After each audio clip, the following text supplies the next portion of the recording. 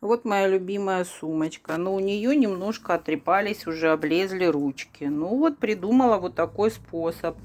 Взяла, нашла, подобрала платьице. У меня тоже было неубиваемое. Ну вот с него отрезала вот такие полосочки, как шарфики. И обмотала. Ну вот получается вот такой декор, скажем так. Ну на лето пойдет. Так что вот такая у меня сумочка. Handmade. Пользуйтесь, очень удобно и даже еще почти красиво и практично.